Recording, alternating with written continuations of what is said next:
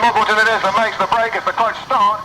Very much like the Pro-Am type of start, where the riders keep the machines in gear, and then the Clarke start gets them away, and it is Andy Muggleton that sets the pace. We're looking for Dean Askin and Kevin Mawdsley to assert themselves pretty early on, because the start is of prime importance in this. It's an 8-lap sprint. The leaders are now at Sear Corner for the first time, but it's certainly the Gerry entered rider, Andy Muggleton.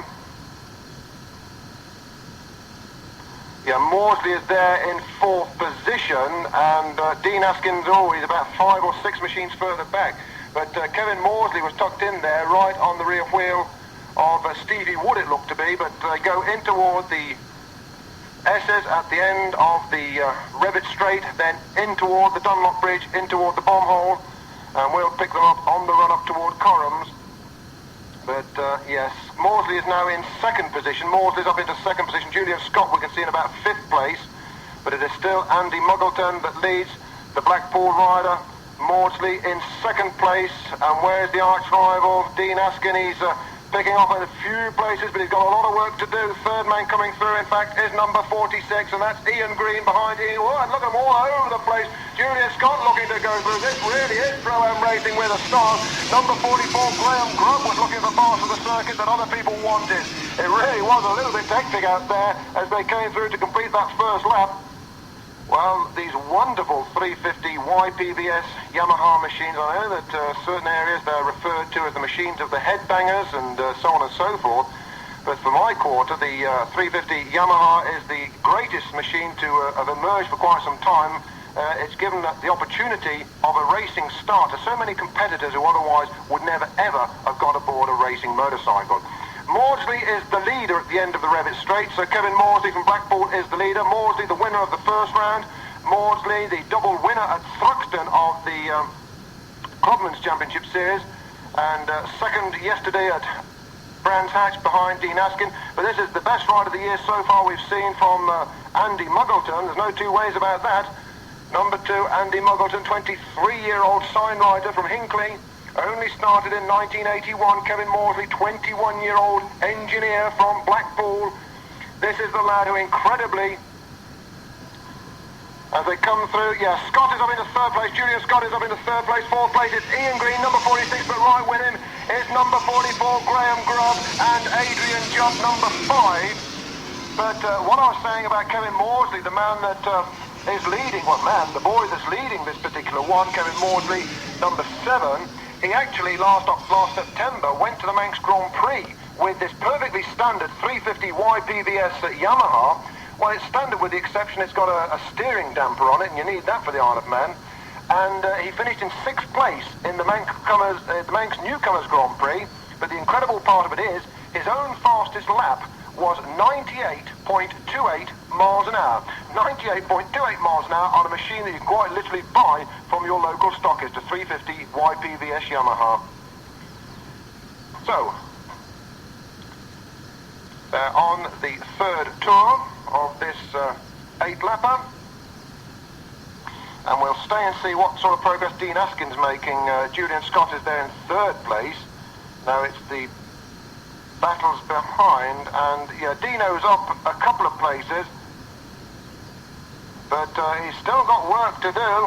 The 2 leaders come through, Mawdsley and Muggleton, then Julian Scott. Next rider coming through is in fact Adrian Jupp. Adrian Jupp now up ahead of number 44 Graham Grubb and number 28 Steve Wood, and then in the middle of that little bunch then is Dean Askin. Well, he's right on the tail of Mark Edge as they go through Riches. And let's see if there's any changing going on at Sear Corner that hoists Dean Askin up a position or 2. But it really is true Pro-Am type racing, with these all being AMs, of course. They provide their own machines. These are machines provided, and ostensibly, in fact, I think without exception, all these lads are competitors direct from the Marlborough Dunlop Daily Express Clubman's Championship Series, the 350 production class.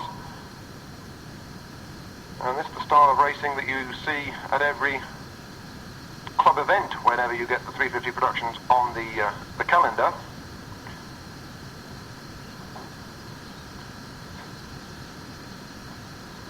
But we look for the leader, and here he comes. But Julian Scott could well be the little dark horse in this one. He's quietly working away, nicely working away in third position, and ever getting closer to the leaders. Julian Scott, the 20-year-old salesman from Watford. Well, he's probably in touch with his pitch because he's entered by ABC Omniphone of Harpenden. And we're looking to Dean Askin. Well, he's got past Mark Edge. And he picks up another two going in toward Ridges. So that will make him what? 1, 2, 3, 4, 5, 6, 7. Well, he's up now to 8th position is Dean Askin, but it's time's running a wee bit short. They're past the half-race distance stage. But Dino Askin, who, well, I suppose you could explain it. He's only been married 5 weeks. Probably running out of steam at the moment, but he's picking up places slowly but surely, but time is the important factor in this one. Whether he's got sufficient time. It's strange whatever happened to Jimmy Shanks, because I was talking to him in the paddock earlier on this morning, and he was looking for a good performance following this crash at Brands Hatch yesterday, but we didn't see him. Oh, and Mawdsley down! Oh, he's not, he is! Oh, well, what an incredible shame for Kevin Mawdsley. He got it sideways on, he corrected it, it pitched him up on the handlebars, it put him on the grass, and then it high-sided him and end-over-ended him. Well, that is a bitter disappointment for Kevin Mawdsley. The back end broke away, he looked to have got it completely under control.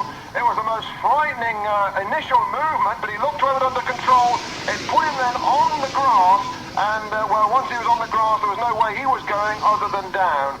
Well, let's hope that all is well with the young Blackpool lad, Kevin Mawdsley, up there with a frightening-looking tumble. Let's take a restock then of the situation as they come through this time to complete lap number 6. But certainly Andy Muggleton would have got a grandstand view of the initial manoeuvre, and he was very lucky, in fact, that he wasn't involved with Kevin, as Kevin, out of control, was going across the track. But Muggy will be coming back up that way very shortly as we look to the exit from the bomb hole, and this will be for the 6th time. And in fact, it's Julian Scott. Julian Scott is the rider in front, and the marshal's really slowing them down and waving them down, so it looks as if poor old Kevin Mawdsley did come out of it rather on the bad side, as it were. We'd like to see them get up with just a few bruises, but it looks as if that's not the case in this instance, and the marshal's really slowing the riders down up there at Coram as the pack goes through now with just 2 laps to go. Well, 2 and less than 2 laps now to go.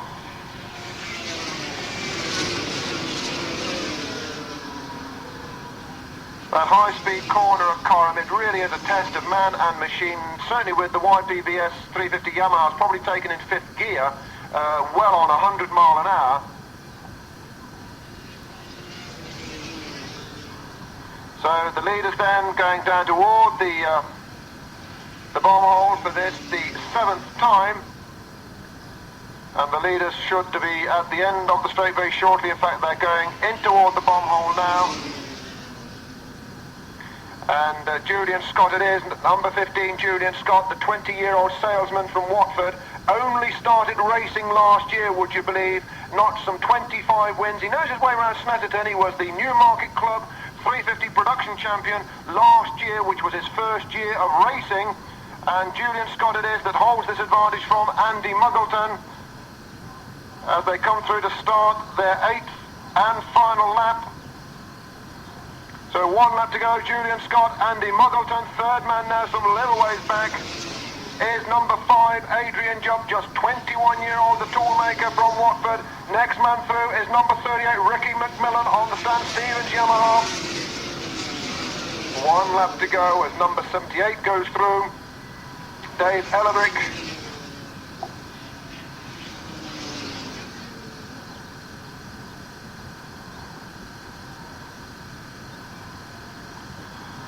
And one rider touring, he's obviously going to come in to retire at the with 1 lap to go, but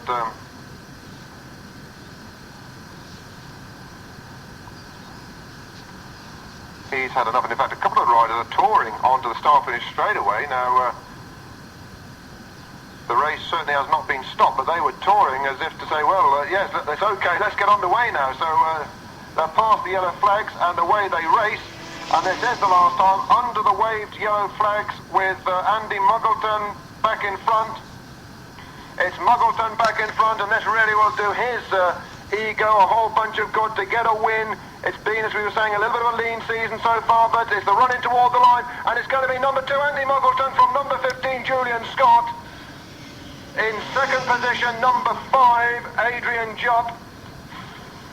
Next man on then is number 4, Gerry Mobey, from number 38, Ricky McMillan. Number 44.